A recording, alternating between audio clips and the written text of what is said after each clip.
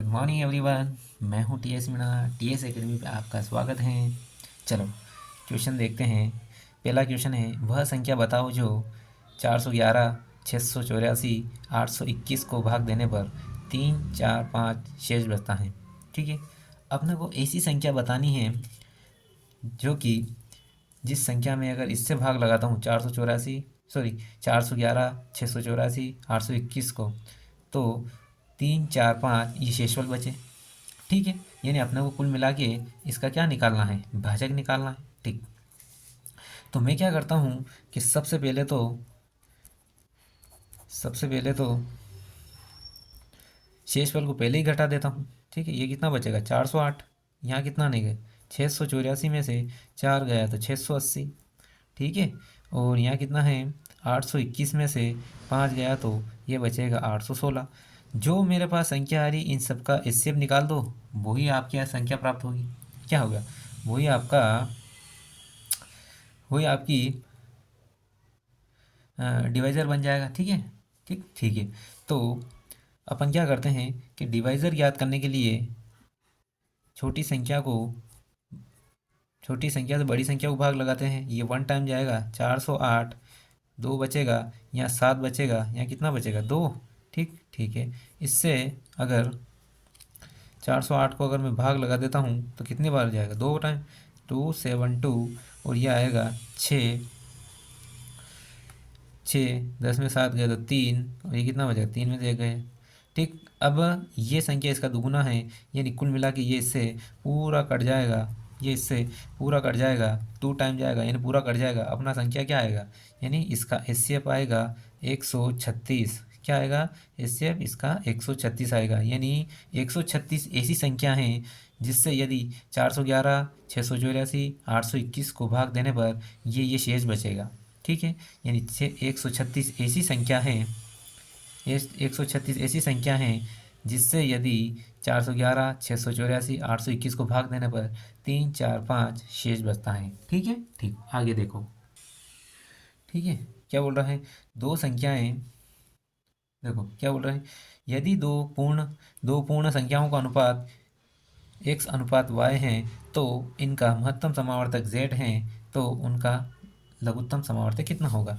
दो संख्याएं कौन सी मेरे पास, x और y ये दे रखी हैं। ठीक, और अपना एचसीएफ कितना है, एचसीएफ दे रखा z, तो संख्याएं क्या बनेगी, तो अपनी संख्याएं बनेगी एक्स जेड और वाई जेड, ये संख्या हो गई।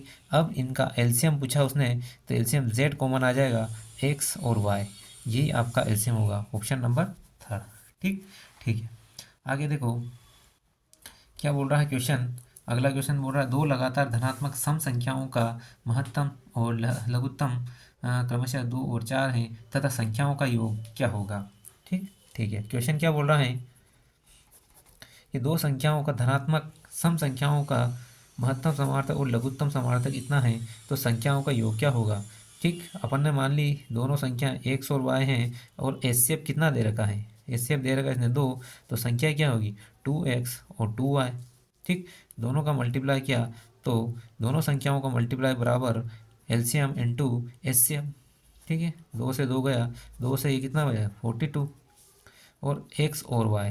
ठीक, अगर इनका गुणनखंड निकालूं तो 7, यानी x बराबर 2 हो, y बराबर 7 है। ठीक है, ठीक, अब ये बोल रहा है कि संख्याओं का योग क्या होगा। अपनी संख्याएं कौन कौन सी थी, ये तो 2x और 2y, इनका योग पूछा ना उसने, यही तो पूछा अपन से। तो 2 कॉमन ले लिया, x और y की वैल्यू कितनी आएगी, एक की वैल्यू कितनी है 6 और एक की वैल्यू कितनी 7, तो 6 + 7 कितना आया 2 × 13, यानी मेरा आंसर आएगा 26। कितना आएगा 26। आगे देखो क्वेश्चन क्या बोल रहा है, एक क्वेश्चन बोल रहा है यदि p इक्वल कितना है 2 की पावर 3 और 3 की पावर 10, q इक्वल 2 की पावर 5 × 7 × 3, तो p तथा q का महत्तम समावर्तक कितना होगा। कितना होगा, 2 का महत्तम समावर्तक कितना होगा। स्टार्टिंग के दिन ही मैंने इस प्रकार के क्वेश्चन को सोल्व करवाया था। ठीक है, p की वैल्यू कितनी है 2 की पावर 3 और 3 की पावर 10। ठीक, q की वैल्यू कितनी है 2 की पावर 5 और 3 की पावर 1, 7 की पावर 1। जब एलसीएम निकालते हैं तो मैक्सिमम पावर लेते हैं, किसी भी संख्या का मैक्सिमम पावर लेते हैं, मैक्सिमम पावर लेते हैं। ठीक, और एचसीएफ निकालते हैं। ठीक है, एचसीएफ निकालते हैं तो हाँ एचसीएफ निकालते हैं, एचसीएफ निकालते हैं तो मिनिमम पावर लेते हैं, है ना, मिनिमम मिनिमम पावर लेते हैं।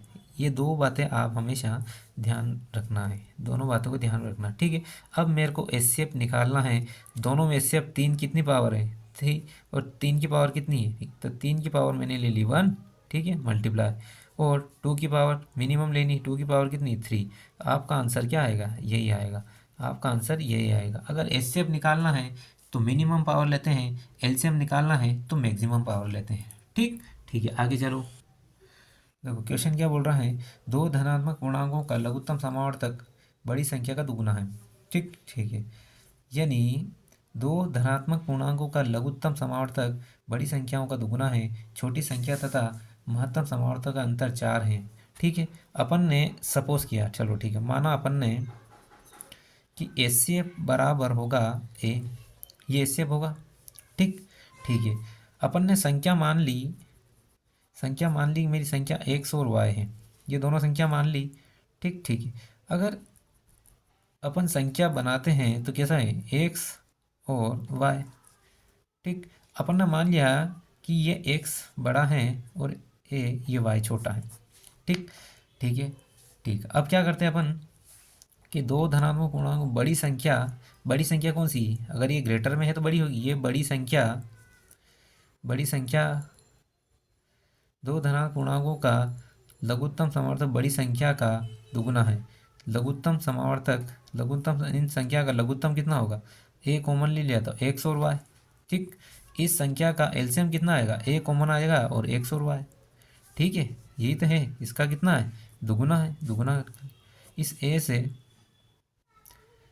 क्या बोल रहा है, यदि धनात्मक पूर्णांकों का लघुत्तम समावर्तक इसका बड़ी संख्या का दुगुना है तो दुगुना इधर आएगा, लघुत्तम समावर्तक बड़ी संख्या का दुगुना है। ठीक है, दुगुना निकाल दिया, इससे एक्स गया, वाई की वैल्यू मेरे पास कितनी आई, दो, ये वाई की वैल्यू दो आई।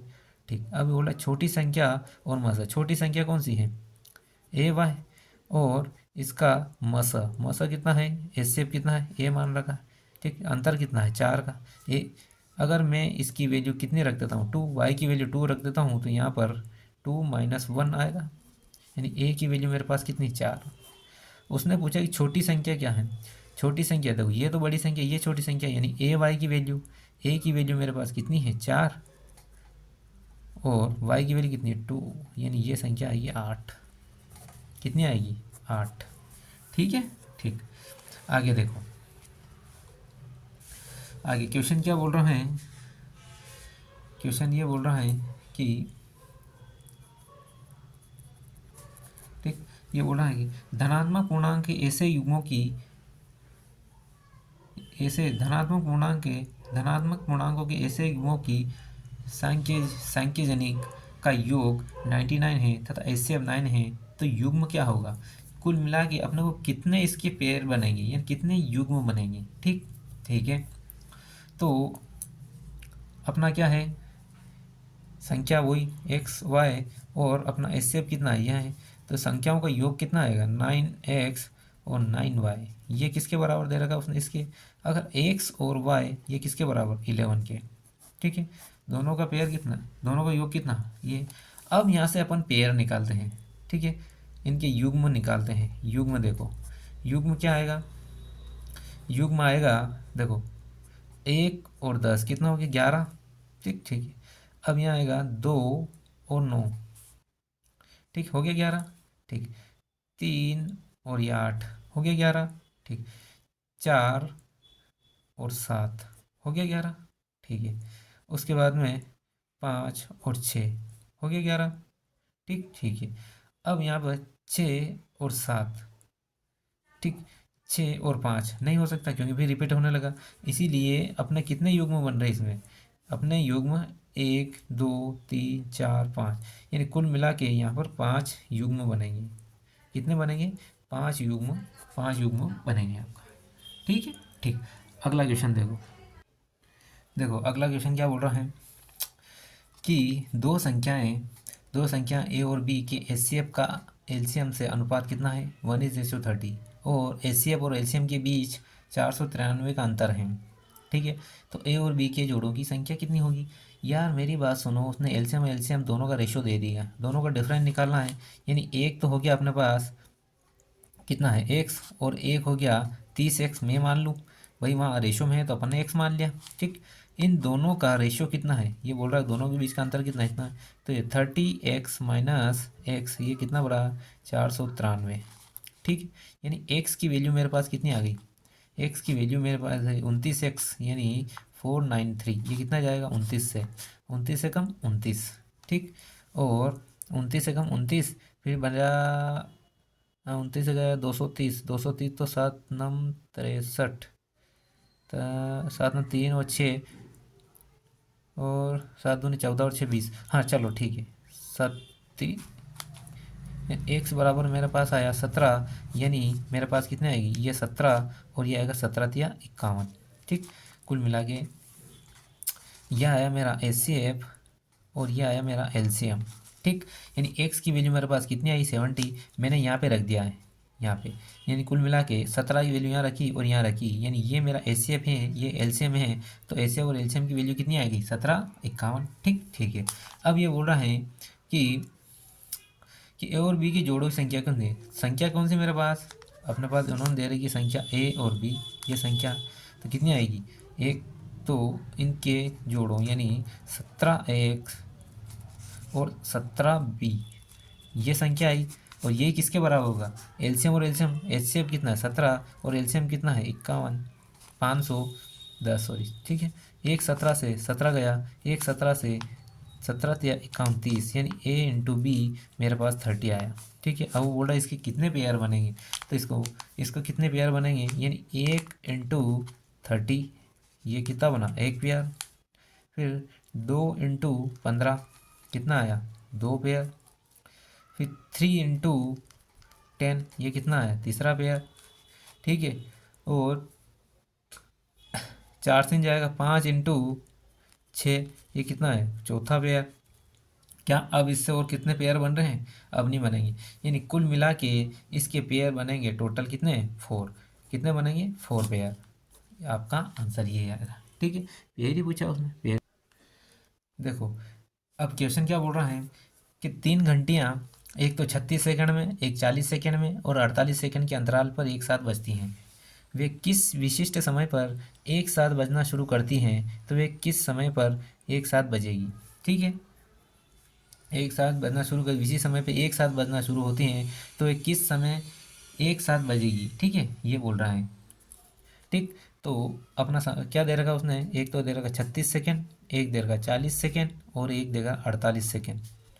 तो ऐसे क्वेश्चन जब भी आए उनको हमेशा और हमेशा उनका एलसीएम निकाल लो। ठीक है, और आंसर अपना मिनट में दे रखा है, तो 60 से डिवाइड कर दो, आपका मिनट में आ जाएगा। इन सभी का अगर मैं एलसीएम निकालता हूँ, इन सभी का एलसीएम निकालता हूँ, तो 36 का कितना, अगर यहाँ से मैं एलसीएम निकालता हूँ तो 36 का कितना निकलेगा, 2×2 = 4, 3×3 = 9, 9×4 = 36 आया। ये किसका आया 36 का।